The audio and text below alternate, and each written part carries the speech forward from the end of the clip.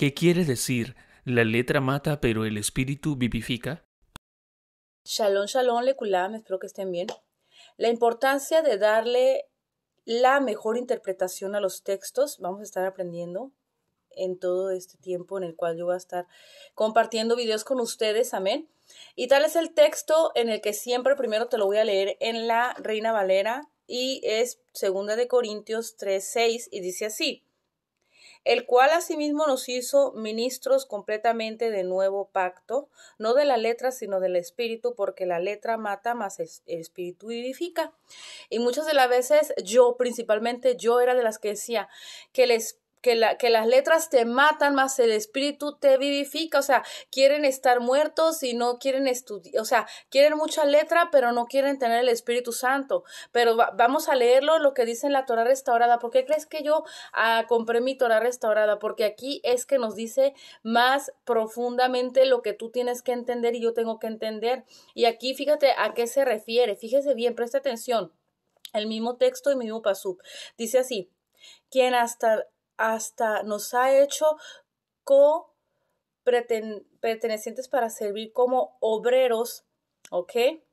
A un Brit renovado, la esencia del cual no está escrita en un sefer, sino en el Ruach, porque el texto escrito trae muerte, pero el Ruach da vida. Bien, entonces, para darle la mejor interpretación y saber por qué es que decía, porque el texto está escrito trae muerte, pero el Ruach trae vida. Entonces, ¿por qué es que dice eso? Vamos a leer el verso 3, nos vamos a adelantar, ir más para arriba y leer qué es esto.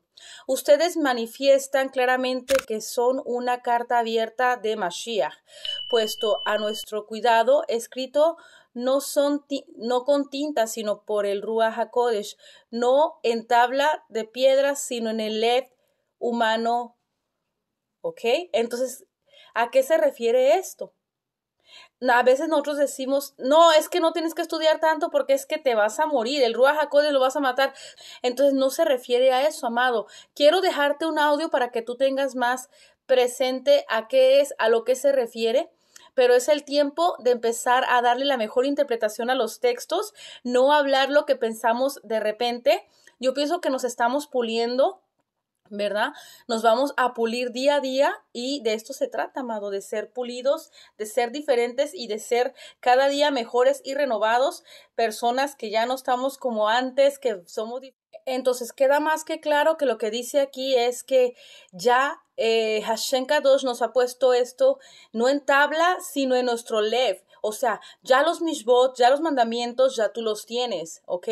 Ya tú tienes que vivificarte más, es decir, que lo que es el Ruach HaKodesh, tú lo tienes que activar, en pocas palabras, sabiendo tú que ya ahora sí que los mandamientos tú los tienes en tu lev, ¿verdad que sí? Porque así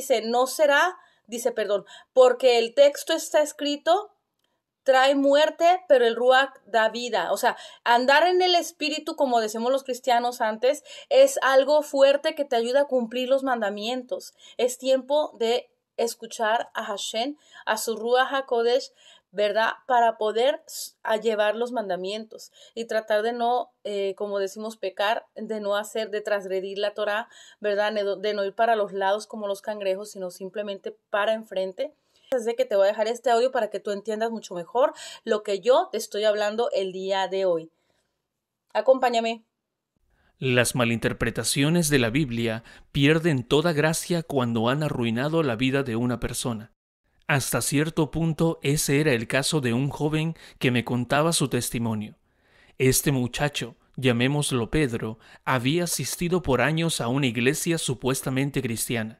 Comenzó a leer la Biblia y se percató de que algunas de las prácticas normales en su congregación eran completamente contrarias a las Escrituras. Decidió entonces hablar con su pastor. Le expuso sus inquietudes mostrándole algunos textos bíblicos, a lo que su pastor respondió: «Estás enfocándote demasiado en el texto.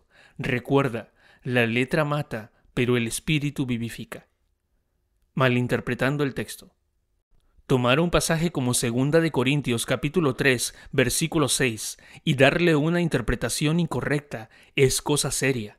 Aunque somos humanos falibles, interpretando la palabra de Dios infalible, el Señor nos hace responsables por cómo usamos la Biblia, especialmente si somos maestros de ella, como se puede ver en Santiago capítulo 3, versículo 1. 4 veces en el Nuevo Testamento se habla de personas que recibirán mayor condenación. Mateo 23:14, Marcos 12:40, Lucas 20:47 y Santiago 3:1. Y todas tienen que ver con líderes religiosos que abusan de la fe para imponer mandamientos que no provienen de Dios. Esta es una gran blasfemia, porque intenta usurpar el nombre de Dios. Para personas así, Dios tiene reservada una condenación más grande. Segunda de Corintios capítulo 3 versículo 6 es uno de esos versos que han sido malinterpretados desde los primeros siglos de la Iglesia cristiana. Por ejemplo, Orígenes, quien murió en el siglo III y es famoso por sus alegorías de la Biblia, interpretaba la letra como el sentido gramático del texto, mientras que el espíritu se refería a la interpretación espiritual. De acuerdo a Orígenes, el sentido gramático era inferior al espiritual. Él usó este versículo para justificar sus interpretaciones alegóricas, y después muchos siguieron su ejemplo, malinterpretando incontables versículos por toda la Biblia. Hoy en día este verso se usa para justificar una falta de seriedad al estudiar la palabra. He escuchado variaciones de lo mismo. Si un muchacho quiere estudiar alguna persona quizá bien intencionada lo toma aparte para advertirle que la letra mata, pero el espíritu vivifica. Cuando un joven como Pedro encuentra prácticas antibíblicas en su iglesia, su voz es reprimida con el mismo texto. Este verso, sin embargo, no tiene que ver con el sentido espiritual de un pasaje ni con el peligro de estudiar teología. Mucho menos debe usarse para justificar en la iglesia cosas que son contrarias a la palabra de Dios. Para entender el sentido del pasaje, debemos estudiar el contexto. Ministros del Nuevo Pacto. Había personas en Corinto que dudaban del apostolado y la autoridad de Pablo. Probablemente algunos falsos maestros intentaban desviar a la congregación de la autoridad apostólica. Sin embargo, para Pablo no había duda alguna. Él decía, como de parte de Dios hablamos en delante de Dios. 2 de Corintios 2:17. Pablo continúa explicando que no era necesario mostrar algún tipo de currículum vitae, ni siquiera necesitaba alguna carta de recomendación, porque la carta eran los creyentes de Corinto. Una carta redactada por nosotros, no escrita con tinta, sino con el Espíritu del Dios vivo, no en tablas de piedra, sino en tablas de corazones humanos, dice en 2 de Corintios 3:3.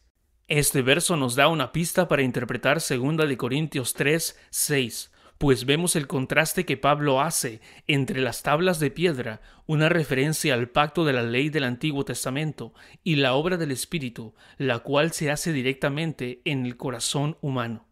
Indudablemente Pablo está pensando en pasajes como Jeremías 31:33, porque este es el pacto que haré con la casa de Israel después de aquellos días, declara el Señor. Pondré mi ley dentro de ellos, y sobre sus corazones la escribiré. Entonces yo seré su Dios, y ellos serán mi pueblo. O Ezequiel 36:26, que dice, además, les daré un corazón nuevo y pondré un espíritu nuevo dentro de ustedes. Quitaré de su carne el corazón de piedra, y les daré un corazón de carne. Pondré dentro de ustedes mi espíritu, y haré que anden en mis estatutos, y cumplan cuidadosamente mis ordenanzas. El apóstol estaba diciendo que su autoridad apostólica era evidente, pues el Espíritu había transformado sus vidas mediante la predicación del Evangelio por parte de Pablo y aquellos que ministraban junto a él. Esto no era algo que Pablo había logrado por sí mismo, para nada. Esa suficiencia no venía de ellos mismos, más bien decía en 2 de Corintios 3, versículos 5 y 6, nuestra suficiencia es de Dios, el cual también nos hizo suficientes como ministros de un nuevo pacto, no de la letra, sino del Espíritu. Aquí está la clave. Pablo y los apóstoles eran ministros del nuevo pacto, del Espíritu, no del antiguo pacto, de la letra. Y justamente después escribe, porque la letra mata, pero el Espíritu da vida. Contraste entre pactos. Este versículo entonces se refiere a un contraste entre dos pactos, el antiguo y el nuevo. El antiguo pacto, dice Pablo, es el de la letra y mata, pero el otro lado, el nuevo pacto del Espíritu, vivifica. ¿Cómo entender esto? El antiguo pacto escrito en letra mata por varias razones. Primeramente, era un pacto de muerte, sin capacidad de dar vida, sino todo lo contrario.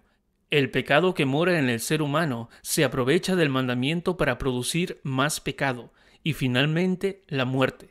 Este pacto por sí mismo no tenía capacidad alguna de producir vida. Era un código condicional que Dios había hecho con su pueblo, pero que sin embargo quedaría reemplazado por un nuevo y mejor pacto. Segundo, era un pacto de condenación, tanto así que la persona bajo este pacto estaba bajo maldición. Ninguna persona podía cumplir con los requisitos de la ley, y por lo tanto, toda persona bajo este pacto sería juzgada y encontrada culpable. Por el otro lado, el nuevo pacto, el del Espíritu, da vida. Este nuevo pacto, inaugurado y mediado por el Señor, era el mismo prometido en el Antiguo Testamento. A diferencia del antiguo pacto, este nuevo venía con la promesa y el poder del Espíritu Santo, con la ley escrita no en tablas, sino en el corazón. El nuevo pacto es el pacto de la regeneración, es el pacto que produce vida. Así que Pablo en este texto enseña la maravillosa bendición que tenemos aquellos que estamos bajo el pacto de vida por medio de la regeneración del Espíritu, por la obra de obediencia al Padre. Conclusión. Cuando nos enfrentamos a algún texto difícil en las Escrituras, lo mejor que podemos hacer es mirar al contexto, tanto el inmediato como el más amplio. Es importante tener un panorama robusto y completo de toda la palabra para interpretar la Biblia con la Biblia misma. Así no caeremos en condenación, sino que seremos como Pablo, ministros y proclamadores del nuevo pacto que trae vida. Pero no es malo estudiar como mucha gente dice, no estudies porque si estudias, entonces mucho estudio y que hasta quedan locos. No, al contrario, llegamos a la verdad. Entre más estudiamos, más llegamos a la verdad. Así que no es malo estudiar y también es bueno tener el Ruach presente y vivificarlo en todo tiempo. Shalom.